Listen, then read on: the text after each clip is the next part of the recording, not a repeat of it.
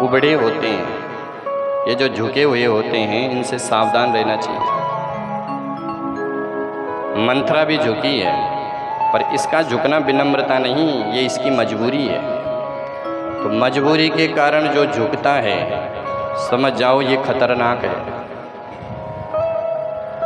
नवन नीच की अति दुखदाई, नीच व्यक्ति का झुकना बड़ा खतरनाक होता है।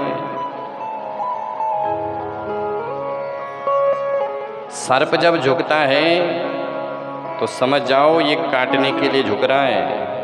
और कुछ लोग कहे कि देखो कितना विनम्र है, बोले विनम्र नहीं, ये काट रहा है। बिल्ली जब झुकती है, और कोई कहे कि देखो बिल्ली कितनी विनम्र है, ऐसी बिल्कुल लेट जाती है, बोले वो झुक नहीं रही है, वो खाने के लिए झुक रही है। तो ये मंथरा भी झुकी हुई है, लेकिन ऐसे झुके हुए व्यक्ति से सावधान रहना चाहिए जो स्वार्थ में झुकता है। मीठी वाणी तो मीठी है, लेकिन भीतर से काट रही है। केकई कहती है कि चली जाऊं, राजा के पास चली जाऊं, वरदान बोले ऐसे नहीं, पूरी विधि बताई, बोले ऐसा कर कि कोप भवन में जा, और जो तूने श्रृंगार पहन रखा है सबको उतार, कुचेले मैले वस्त्र पहन। अब गुरुजी हैं, ये सब विधि बताई इसने कि ऐसे ऐसे करना है। और वो चेला भी कैसा जो गुरुजी की बात न माने, इसने भी ऐसा ही किया, पूरा श्रृंगार उतारा और कोप भवन में चली गई। इधर महाराज शाम का समय है, महाराज दशरथ ने विचार किया कि महारानी को हम अपने मुख से सुनाएंगे कि राम जी का राज्य तिलक है। अच्छा, महाराज ने सबको बताया, लेकिन केकई को नहीं बताया। क्यों? केकई से राजा दशरथ बहुत ज़्यादा प्रेम करते थे। सोचा कि चलो केकई को हम सरप्राइज दें शाम के समय। तो शाम का समय है, जैसे दशरथ जी केकई के यहाँ गए, पता चला कि केकई तो कोप भवन में है। और कोप भवन का नाम सुनते ही दशरथ जी एकदम कांप गए। कोप भवन सुनी सकुच उराओ, भैर भी लगा दो।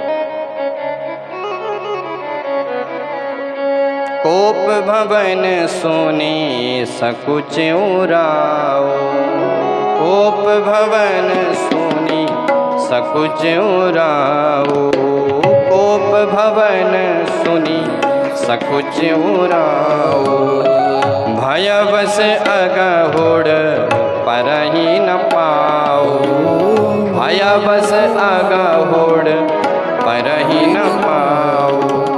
कोप भवन सुनी, कोप भवन का नाम सुनते ही राजा दशरथ कांप गए। गोस्वामी जी कहते हैं कौन दशरथ कांप रहे हैं? बोले वही दशरथ हैं जो सुरपति सभा में जब जाते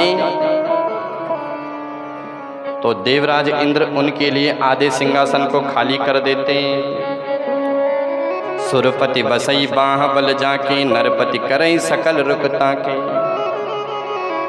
देवराज इंद्र भी जिनके आगमन से घबराते हैं, वो महाराज दशरथ आज केकई के उस कृत्य से घबरा रहे हैं। सो सुनी त्रिया, पत्नी की उस स्थिति को देख करके डर रही हैं।